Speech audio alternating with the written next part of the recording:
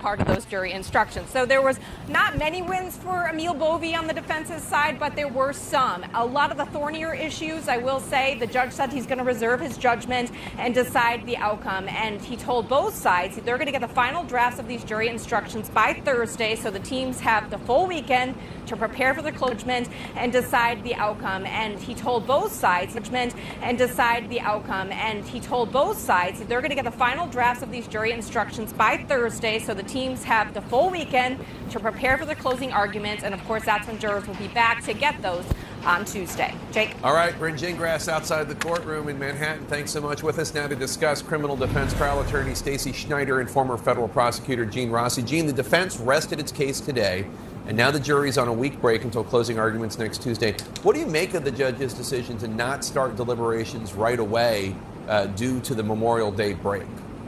I think it's a good decision. The only risk I'm worried about here is because of the long break, you may have jurors that go off the beaten path, if you will, and hear any comments about the trial. But listen, I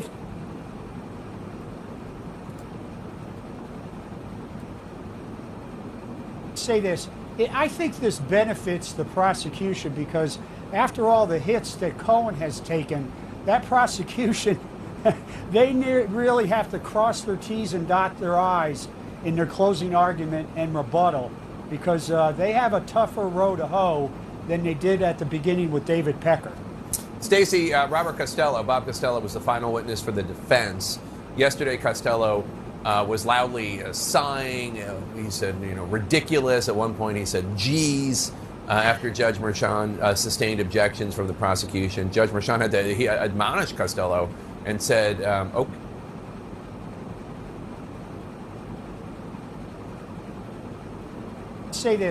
I think this benefits the prosecution because after all the hits that Cohen has taken, that prosecution, they really have to cross their T's and dot their I's in their closing argument and rebuttal, because they have a tougher row to hoe than they did at the beginning with David Pecker. Stacey, Bob Costello was the final witness for the defense. Yesterday, Costello was loudly sighing. He said, ridiculous. Let's get the jury back. Wait, are you staring me down right now? Costello, no, I'm just wondering how. Merchan, clear the courtroom, please. Clear the courtroom. So, and then whatever happened after that, we don't know. Was Costello a good witness for the defense to end on? I mean, do moments like that stick with the jury? Oh, yes, they stick with the jury. Robert Costello was a broken trigger misfire of a defense witness. I think he was an unmitigated disaster, and all of the gains that the prosecution made on cross-examination of Michael Cohen by getting in that phone call to Trump's bodyguard and the 14-year-old who was harassing him and leaving the impression that Michael Cohen never talked about this before and there was no time to talk about Trump with Stormy Daniels, and getting in the fact that Michael Cohen admitted to stealing money from the Trump organization. All that was sort of now diminished significantly by Robert Costello's testimony. And I want to point out exactly the point where I think they blew a hole in their case, meaning the Trump team.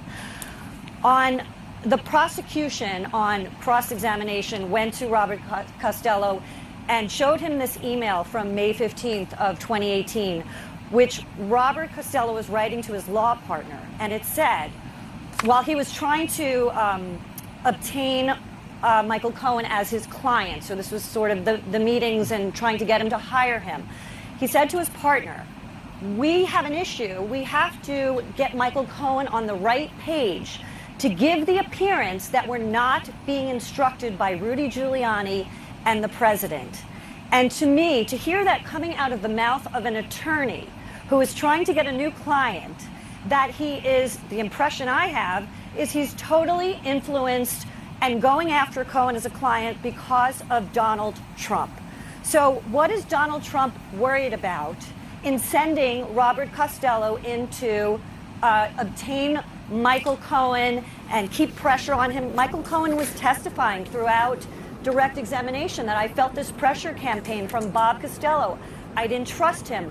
I didn't want to say things to him because I thought it would go back to Rudy Giuliani and go to the president. Well, by Donald Trump's team calling Bob Costello as a witness and opening this door, they now introduced something that would not have been there had they just been quiet. And it was a disaster. And Gene, let me ask you, you said a high point for the defense was during their cross with Michael Cohen about that October 24th, 2016 phone call.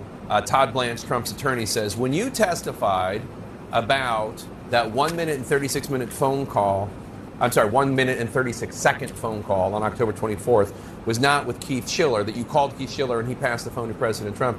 You finalized the deal with Stormy Daniels. You said we're going to move forward, and he said yes because you kept him informed all the time. That was your testimony, right? Cohen says that's correct.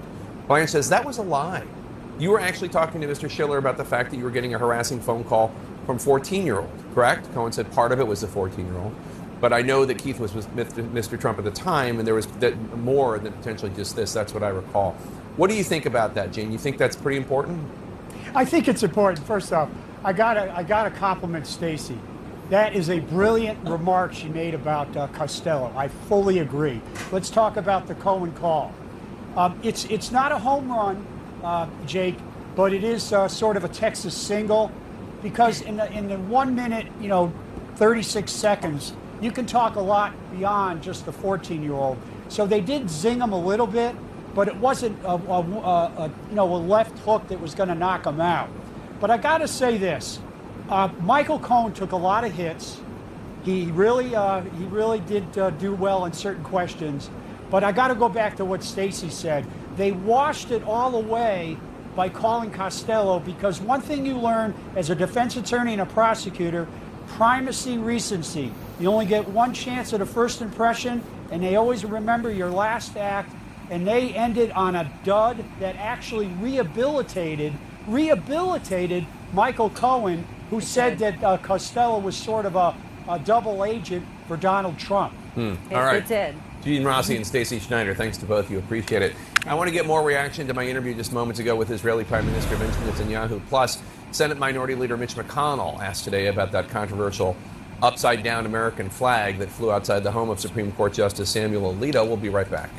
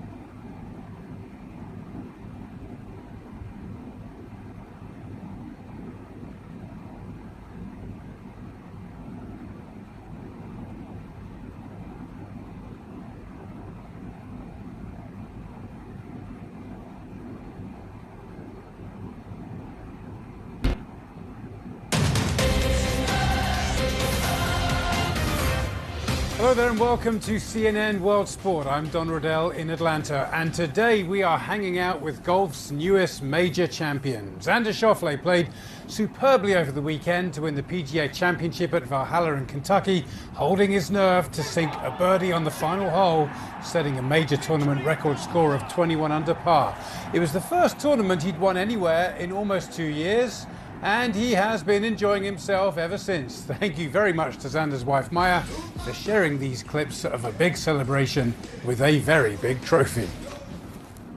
You've got the wonderful Wanamaker trophy next to you. I've seen the video of you drinking out of it. I was concerned you might be a little bit hungover today. I'm okay. What has surprised you most about becoming the champion and just how things have changed and what's been going on in the last day or so? You know, I haven't won a tournament in quite some time, so you kind of almost forget. I really had to earn this one, and you sort of forget everything that goes into it. Obviously, winning a major championships is a very big deal for me in my career. It's something I've always wanted to do. But day to day, I mean, everything feels pretty much normal. I'm just back here in Florida with my wife and my 2 dogs, so it's been very low key, which is something that I've been enjoying. And fortunately, I have 2 weeks off after this win, which is super lucky. I get to unwind and really enjoy it and take it all in, and then I'll be ready to get back to work here shortly. Does it feel in any way as though a load has been taken off you, because so much has been made about your talent and your potential and the best guy never to win a major? I mean, how heavy a burden was that on you? Yeah, I mean, no bigger of a burden than the one that I would put on myself. I just really had to dig deep. I never felt like I was getting impatient, even through media and all those things. That's just part of the job, is how I look at it. They're going to ask the tough questions, and it's part of my job to answer them. So it's much nicer having these conversations, about how I'm feeling now as a major champ than prior. But thinking back to the journey, it was all worth it. All the hard work and everything is worth it once you can hold one of these. I gather you said that you don't remember that decisive putt on the 18th hole. Is that true? And if so, why don't you think you remember it? No, I remember. I was very nervous. I remember hitting the putt. Obviously, I don't really remember seeing it. When I watched the replay of it doing the full loop, that's not how I remembered it in my head. It took a lot more of a toilet bowl than I remembered, and I just heard the crowd going nuts. I figured it was going to be a ooh or a roar. I got the roar, so I just sort of closed my eyes and looked up in absolute relief and satisfaction. It was a dramatic week, both on and off the course, for you and so many other players. You had that extraordinary record equaling 62 in your first round, but it was kind of overshadowed because of what happened with Scottie Scheffler the next day. Did that kind of bother you or upset you that nobody was talking about your brilliant round? Not at all. Not one bit, to be completely honest. It almost maybe made it easier, to be honest. It probably made it easier. I mean, when someone passes, you have a fatal accident at a golf tournament, I think in any sporting event, it's sort of the opposite of what's supposed to happen. And the fact that happened at a golf tournament was really brutal. And then, to tie that in, that had a huge tie into what happened to Scottie. And Scotty's a really good guy. I know him fairly well now, competing against him and sharing a physio table with him. So I know he's a good dude, and there's no malintent meant by him. So I just hope the family of the past is okay, and I hope Scotty's going to be okay. He's just not someone that should have criminal charges on his record. I was going to ask you about what it's like seeing your name on the leaderboard next to Scottie Scheffler's. Some people will glance at it and mix the two of you guys up. Does that ever happen? Does anybody mistake you for he and Scottie for you? Yeah, for sure. Someone's called Scottie Xander, which I thought was even funnier, because I was like, you just, dropped about a foot in height and you got a little bit tanner. Our lockers are always next to each other based on last name in alphabetical order. So, Scottie Scheffler's stuff ends up in mine, my stuff ends up in his. It's all good. We're used to trading our stuff back and forth. Good stuff. We're looking forward to seeing your name right up there on top of the leaderboard for many more years to come. Xander, many congratulations again. Thanks for spending the time with us today. I appreciate it, and all the best for the summer. Thank you so much. Thanks for having me. Well, you can see what we mean about their names. They are at number 1 and number 2 in the world rankings at the moment. Scheffler, Schauffele. We better get used to saying those two names together all summer. Okay, some football managers come and go while the fans wish that others would stay forever. Next on World Sport, Poch gets the chop at Chelsea. Plus, we'll discuss why Jurgen Klopp was so special at Liverpool and just how much are they going to miss him.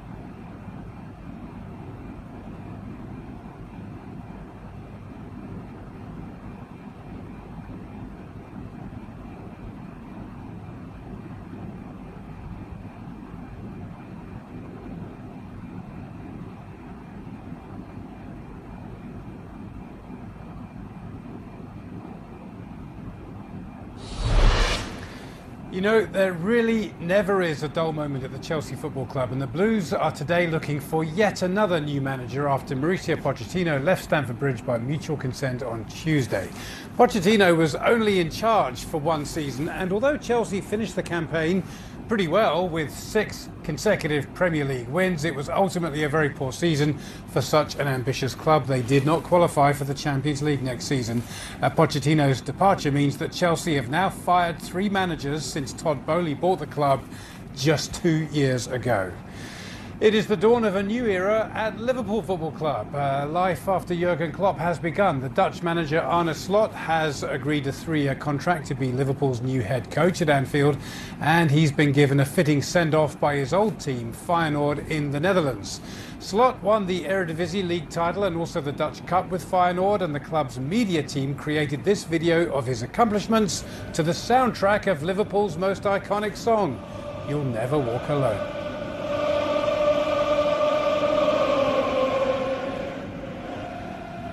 He knows that he now has some very big shoes to fill. Jurgen Klopp arrived at Anfield towards the end of 2015, and the fans quickly took him to their hearts. But it wasn't just the electrifying performance of the team and all the trophies they collected. His time in Liverpool was about so much more. Earlier I spoke to the Liverpool fan, Dan Morgan, who's just published the book, Jurgen Said to Me. It's about the story of how Klopp transcended the game and inspired so many in the community. He's become a leader of a place, somebody that people look to, somebody who is willing to speak about matters pertaining to things that aren't just happening on the pitch. And so that relationship has ultimately been one of trust, I'd say. You know, Jurgen Klopp placed a lot of trust and a lot of challenge in us as supporters to be the best version of ourselves, and we trusted him with our hopes and dreams in many ways. You know, there was an entire generation of supporters who hadn't seen the Liverpool Football Club glory days and were starving of success. And how would you describe his impact on the city as a whole? Famously, it's a city that's divided into a blue half and a red half, Liverpool and Everton. But I get the sense he touched more than just the Liverpool fans. But, you know, I think the important thing to reference, and again I wrote about this, was that 8.5 years passed. So, you know, what happens in those 8.5 years in the city of Liverpool which is reflective of other cities across the world, is that it leaves the European Union as part of the UK. It's part of a global pandemic. There are local issues at hand. It's part of the Black Lives Matter movement, for example. And so all of these world issues and societal issues surround the city. So the city never stops going through its own journey and going through its own struggle. And so when you look at Jurgen's role in that, I think it's really important to acknowledge a sense of leadership first and foremost. I think a lot of people in Liverpool feel bereft of leaders at both local and national level. And so for people who supported the football club and lived within the city, I think it was really important to have a figure like Jurgen Klopp. I think the second thing, and the most important thing, and it might be the most overlooked thing, to be honest, is that he built a team in the city's image. You know, the city is very outward facing. It's a port city, but it's also a very hard working place. It's a place which values the concept of a day's work, and at its best, it's a place which is incredibly communal. And Jurgen Klopp's team, at its best, you know, was represented by so many different people with different journeys, you know, different representations, and it was all of those other things as well. You know, it was incredibly hard work, and we've never seen a team work so hard. We've never seen them as together, but also we've never seen them achieve so much. And, you know, I think as we look at Klopp now in terms of a legacy, we shouldn't forget what he did with the football team, which was, you know, reach the absolute apex of elite football in the hardest, you know, soccer league in the world. Who do you think is going to miss who more? Oh, it's a great question, actually. I do think he will miss Liverpool more. You know, there is something about Liverpool as a place which, once you have experienced it in the way Jurgen Klopp does, I believe it fully stays with you. You know, and he called it recently in an open letter he wrote to the Liverpool Echo at the weekend, the city of open arms. And I think he definitely feels, you know, what Liverpoolianism is at its best. And I think it will have left its mark on him. You know, he is one of us now. And that's in many ways our greatest honour, that we get to call him one of us and us, you know, part of him. Your book is titled Jurgen Said to Me. What did Jurgen say to you that you'll remember most? Jurgen said to me that this was always in us, that this was always here, but he enabled that. You know, he gave us that push on the bicycle, and for me and for a generation of people, that will be one of the greatest gifts we've ever had, because we learned some life lessons watching his football team, and we learned a lot about what it means when you are together and when you do something in the spirit of togetherness. And so what he said to me and what he said to many people, many people, will last a lifetime. Jurgen Klopp and Liverpool, what a wonderful relationship. All right, Caitlin Clark has played just 4 games in the WNBA, and it has been a baptism of fire, but things got really ugly on Monday night. This was the moment when the league collectively held its breath. We'll update you on her condition next.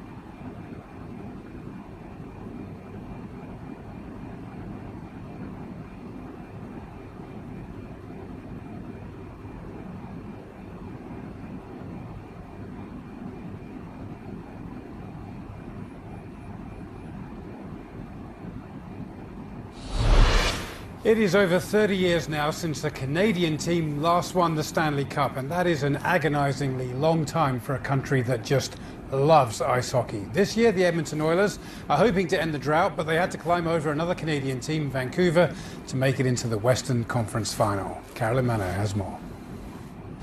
Don, the Oilers might be a number 2 seed, but they do have an entire nation behind them. Edmonton, the last Canadian team remaining, and they now have a chance to bring the Stanley Cup back to Canada for the first time since 1993. The Oilers looked like they were in cruise control after scoring 3 straight in the second period. Cody Ceci got things started, then Zach Hyman scored on a tip-in before Ryan Nugent-Hopkins put under the final horn. But it's the Oilers hanging on to win 3-2, and next up, a series against the Dallas Stars beginning on Thursday. Know how to make it stressful. I thought we played a great 15 minutes. Excuse me. And, kind of give one away there and make it interesting. And they're a great team. They're going to keep battling. I thought we defended well. We played 2 really good games. Backs were against the wall, and we responded. Really proud of the group. A scary moment for WNBA rookie and superstar Caitlin Clark, who continues to find her way in the league. She had to be helped to the bench in the second quarter of the Indiana Fever's game against Connecticut Sun after suffering an ankle injury. She ended up battling and dropping 17 points, including one of those trademark logo threes that everybody has come to know and love. But that still was not enough, as the Sun went on to take the 88-84 win, dropping the Fever to 0-4 for the season. Ankle injuries, every basketball player's had an ankle injury. If not, you're not a true baller, I guess. I don't know. So it'll be a little stiff, but I'll be good.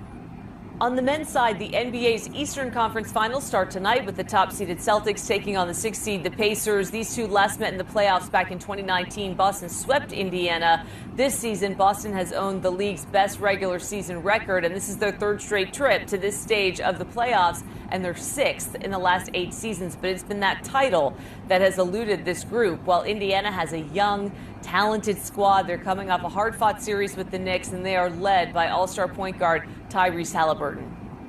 We expected to be here. This ain't a surprise for us.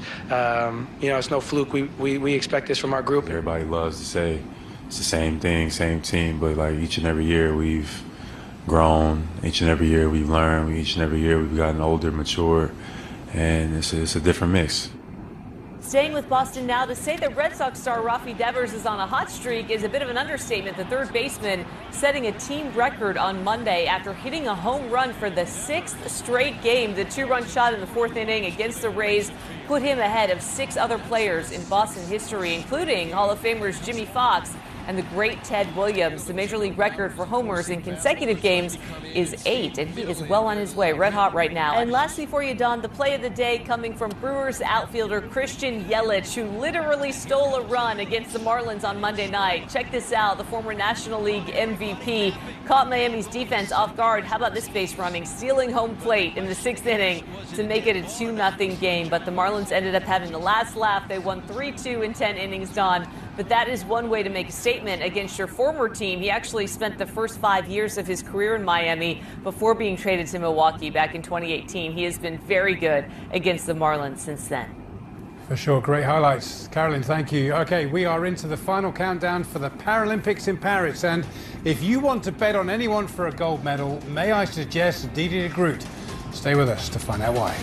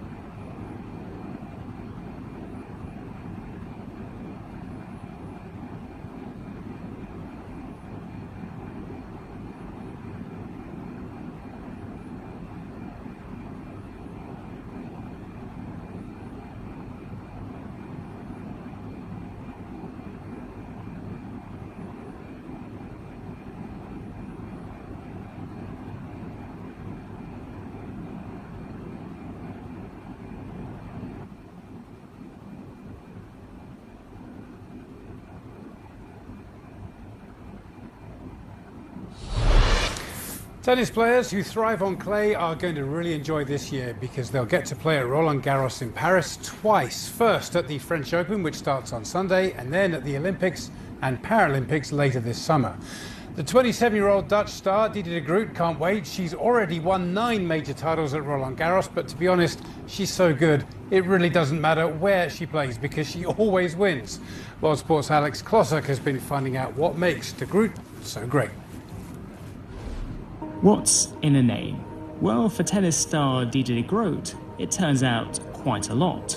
Not only a literal great, but with a social media handle to back it up. What's the story behind Didi the Great? Someone else told me to do that. I was too humble to say Didi the Great, but my own last name, Groot, was already taken, so I had to come up with something else, and then the literal translation of Groot is great, so that's how it sort of came to be. So there won't be any changes anytime soon to that handle? No. And that shouldn't come as any surprise. De Groot is already one of the game's all-time greats, with an unrivaled list of firsts. The first women's wheelchair tennis player to achieve a Golden Slam, and the first player ever to win back-to-back calendar Grand Slams. I feel a very big target on my back, which is what keeps me motivated. I know all of these girls are working towards beating me, so I know that they're not playing with any pressure when they're playing against me, and I have all the pressure because there's this massive streak that's following me everywhere. But yeah, when I think about it in moments where I'm just at home sitting, thinking of the amazing things that I've already done to this point, I'm very proud of myself. Her success is also rooted in the Dutch tennis system, one which allows wheelchair tennis to integrate with able-bodied players. It's a blueprint that has produced a string of champions, with de Groot the latest to join that illustrious club. I started wheelchair tennis when I was 7 years old. I needed to pick up some sports. I had a few operations on my hip. The rehabilitation center actually advised me, hey, would you like tennis? I picked it up and I loved it straight away. I think it was a great start for me to have that, to have the feeling that I could play tennis just like all the other kids in the group. We are treated like athletes, and that's throughout all of our Paralympic programs. And yeah, being taken seriously really helps in taking yourself seriously. Dutch women have this incredible record in wheelchair Paralympics. I think every single gold medal has been won by a Dutch wheelchair player. Why do you think that is? 20 years ago, wheelchair tennis was one of the biggest Paralympic sports in the Netherlands. We already were very lucky to have a very good #1 gold medalists. And because we're such a small country, we could all see each other play. I could learn from the women that went before me. I could see it from up close and therefore mimic it or even try to do better. De Groot is hoping to continue that proud record at this summer's Paralympic Games in Paris, where she'll aim to defend her singles and doubles titles won in Tokyo. Winning gold is an achievement she says ranks amongst the most significant in her trophy-laden career. For a long time, a lot of people asked me that without gold, your career wouldn't be complete. And I never thought about it that way, but winning gold in Tokyo, it was like a completion of so many years already that I'd been doing so well, and so many things came from winning those medals that it sparked something around me, which is very good. And what would it mean to you to lift gold in Paris? It will mean everything. It is the goal that I'm aiming at, and I'm gonna enjoy it. Alex Klosok, CNN. Didi de Groot, what a remarkable athlete. Okay, we all remember Claudio Ranieri as the